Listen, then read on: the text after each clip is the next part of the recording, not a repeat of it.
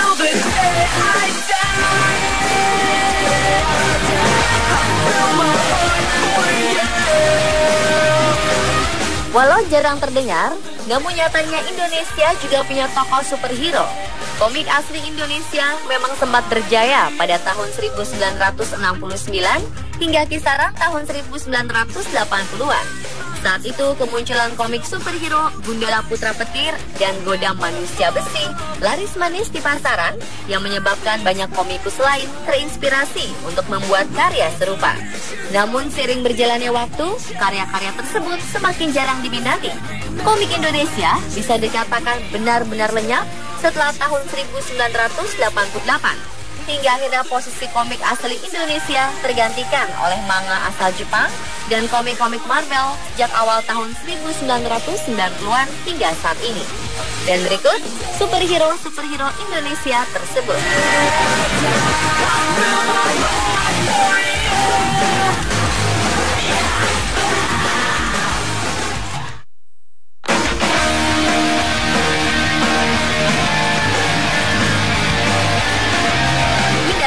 Adalah tokoh komik ciptaan Hasmi yang muncul pertama kali dalam komik Gundala Putra Petir pada tahun 1969. Jelas tampak pengaruh komik superhero Amerika pada desain karakter maupun jenis kekuatannya ini, meskipun alur ceritanya bergaya Indonesia.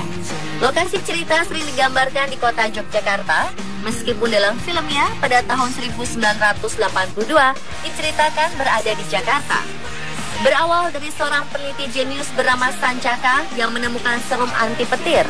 Tenggelam dalam ambisinya sebagai seorang ilmuwan, ia pun melupakan hari ulang tahun Minarti kekasihnya yang berakibat putusnya hubungan mereka. Sancaka yang patah hati berlari dengan hati galau di tengah hujan deras. Tiba-tiba sebuah petir menyambarnya. Dalam keadaan koma, ia ditarik oleh suatu kekuatan dari planet lain dan diangkat anak oleh Raja Kerajaan Petir yang bergelar Kaisar Krons. Sekaligus diberkati kemampuan super, yaitu bisa memancarkan geledek dari telapak tangannya. Selain itu, Raja Typhoon dari Kerajaan Bayu pun memberinya kekuatan lari secepat angin. Sejak itulah, pada waktu-waktu tertentu, ia tampil sebagai jagoan penumpas kejahatan berpakaian hitam ketat dengan sepatu dan cawat berwarna merah. Wajahnya tertutup topeng, hanya tampak mata dan mulutnya. Di sisi topengnya terdapat hiasan seperti sayap burung.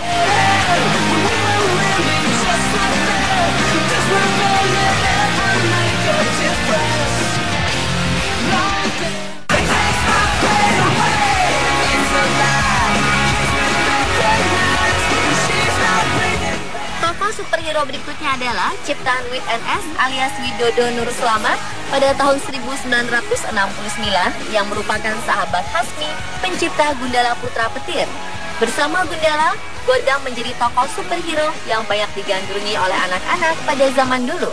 Godam berasal dari dimensi lain, yakni sebuah negeri bernama Godam.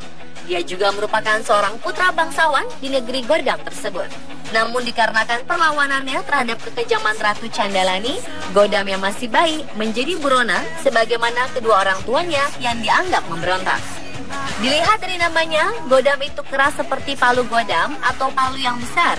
Dan jika dilihat dari kekuatannya, Godam diibaratkan Superman-nya Indonesia. Sebutannya saja, Godam Manusia Besi.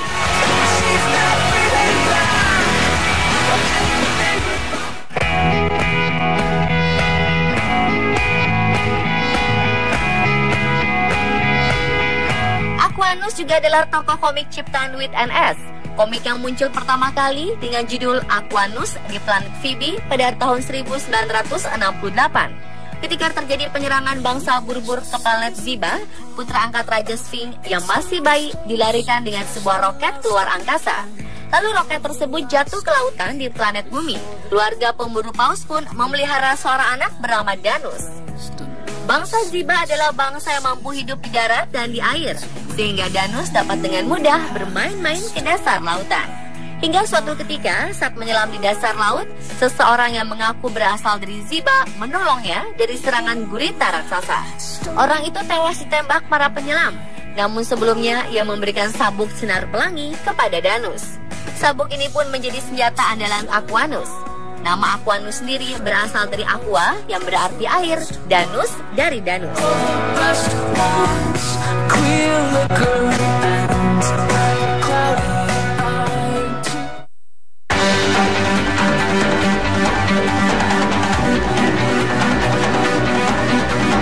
Pangeran Emlar juga merupakan tokoh komik ciptaan Hasmi lainnya.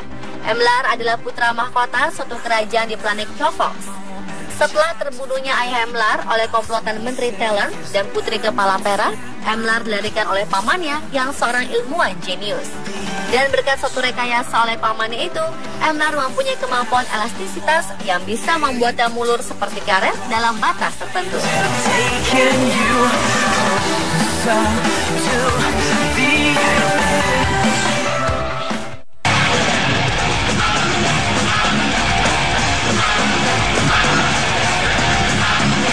Carok adalah seorang karakter superhero Indonesia karya Ahmad Torik.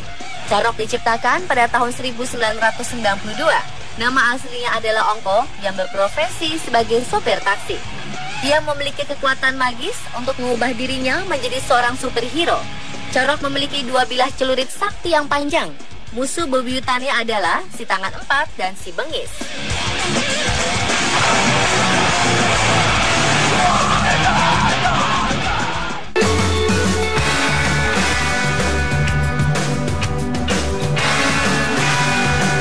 Kartubi adalah tokoh komik ciptaan Hasmi berikutnya pada tahun 1968. Kartubi adalah jin raksasa hamba Maza.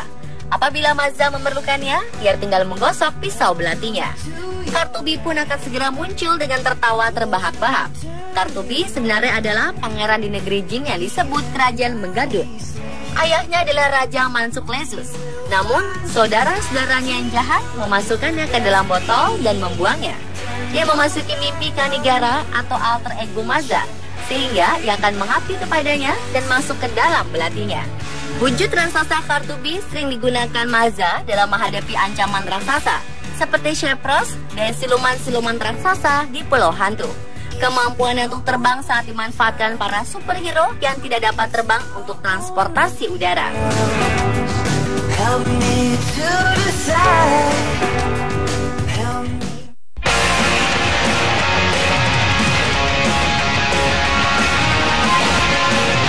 Along atau Calong adalah tokoh komik ciptaan Hasmi. Muncul pertama kali pada tahun 1972 dalam Calong Anak Kelelawar. Dikisahkan tokoh bernama Agus Supriyadi yang bersembunyi dalam sebuah peti supaya bisa ikut dalam rombongan ekspedisi arkeologi ke Pegunungan Dieng yang dipimpin oleh ayahnya. Agus yang sebetulnya tidak boleh ikut oleh orang tuanya terpaksa harus tinggal di sekitar tenda bersama seorang pegawai ayahnya. Seorang anak buah Isman yang lain ikut dalam komplotan yang akan memeras ayahnya. Menyadari bahaya dari orang yang kemudian mengejarnya, Agus berlari dan terperosok ke sebuah jurang dan pingsan. Agus yang bangun dari pingsannya tersesat sampai ke sebuah gua. Di dalam gua yang penuh dengan kelelawar itu, Agus bertemu dengan bangsa manusia kelelawar dari kerajaan Laksa Bantala di ujung gua. Raja yang bernama Sampret memberinya sebuah benda ajaib yang bila ditempelkan di kening akan merubahnya menjadi superhero cilik yang disebut Kalong. Kalong kemudian menggagalkan usaha pemerasan anak buah ayahnya. Kalong dapat terbang seperti kelelawar, kebal senjata, serta ujung jarinya bisa memancarkan sinar pemaham. Apabila sinar itu dikenakan pada hewan, maka hewan itu bisa mengerti dan berbicara untuk memberi keterangan yang jujur.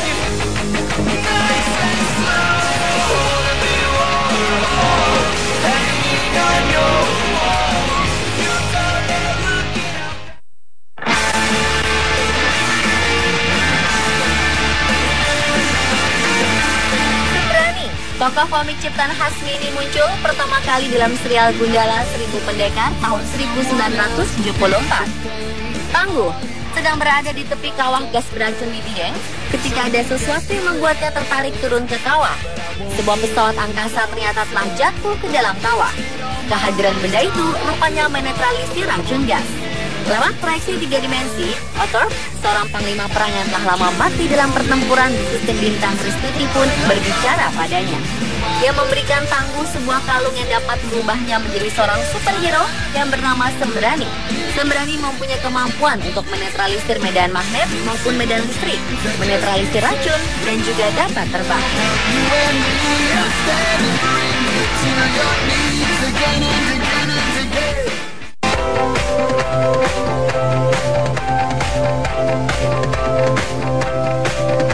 Zantoro berasal dari keluarga yang kurang harmonis.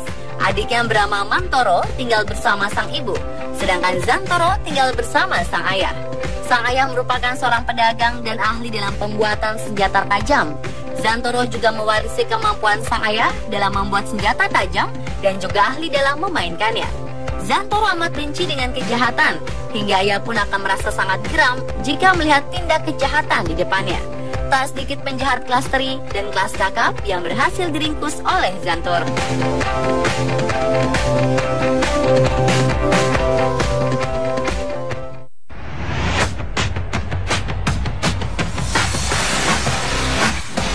Merpati adalah superhero wanita yang memiliki kemampuan terbang, mencari arah, dan pandai bela diri. Ia ini merupakan kekasih Gundala. Nama aslinya adalah Setha. Profesinya adalah wartawati. Ketika sedang menolong ayah yang diculik, ia terjatuh ke dalam sebuah jurang dan ditolong oleh segerombolan merpati yang kemudian membawanya ke Ratu Merpati. Ratu Merpati pun memasukkannya ke dalam suatu ramuan ajaib yang membuat memiliki kekuatan super yang dikenal dengan sebutan Merpati. Pada akhirnya, Gundala dan Merpati menikah, yaitu dalam seri komik Pengantin Buat Gundala. Dan pemirsa, itulah superhero-superhero Indonesia versi on the spot.